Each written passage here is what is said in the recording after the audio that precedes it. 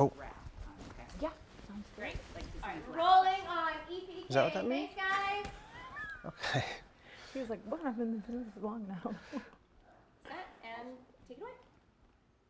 Hey, it's Stacy Ike with Black Hollywood Live, and I'm joined with Mr. Luke Perry on the set of Riverdale. Good afternoon. We finally decided to. Yes, ma'am. Thank you for coming. Thank you for having me. Congratulations on the series. It is, wow. It's I like watching shows about high schools that I wish I could have gone to. I don't know if you feel the same way, where it's like all this drama. I kind of know what that's like. Yeah, but that's exactly what this is, kind of high school you wish you had went to. I love it. I love it. So when I was talking to some friends about the show, some got more excited about the fact that it was you and Molly Ringwald and Robin Givens, and some was more excited about Cole. So I was like, okay, there's definitely an interesting... That's the great thing about this show, man. I mean, it's got everything from Molly Ringwald to Cole and some Robin Givens thrown in. Yep. And yeah, it's the great thing about this cast. And every time, you know, Roberto reconceives one of the characters in the original comic book, he has this interesting spin, twist. Something's a little different on it, and I can't wait to see what it is. So playing a father as well as being a father in real life, what is it about what the teens are going through that resonates with you? Maybe what you went through as a teen, or is all of it so 21st century and you guys didn't have to deal with this at all?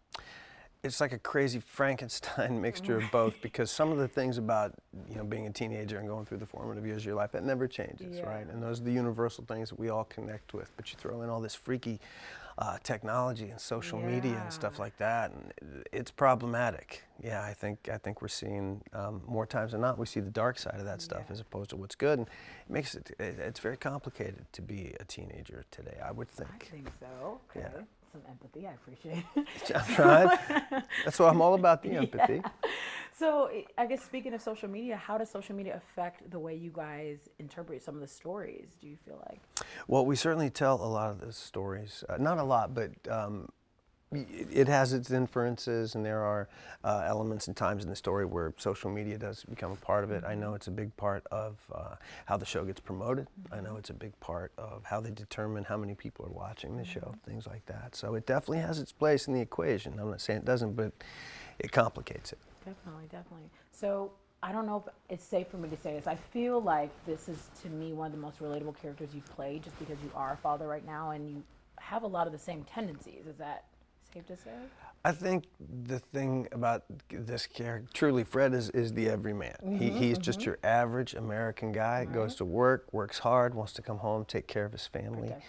And there's nothing simple about that, you know, when you sit there and you describe it. I hear how sort of mundane that is, but anybody that lives that kind of life and that's what you do, and you just get up every day and you go to work, you try to take care of your family, that's real hard. That's real hard, and it's real complicated. And to bring, you know, integrity to the dignity of that's what I want to do with this character, because especially in a crazy show like this where all the other wild stuff's going on, it's kind of neat for me to have a different place to be. Yeah, and all the adults on the show also have their own separate drama, which has been really interesting to watch. A lot of adult drama. So I'm like, okay. What do you say has changed so much from the table read to now that your character has changed? I know that a lot of you guys had conversations with Roberto about what you want to see with your characters. Has a lot changed within filming, or you know, as it pertains to my character, I don't know if it has so much, because I felt we got very lucky that when KJ and I sat down first time to read our stuff together, we just sat across the table from each other and read it, and we could have shot what happened right there at the table. It's just real simple and honest. The work that we do between us, and most of my stuff thus far is with KJ.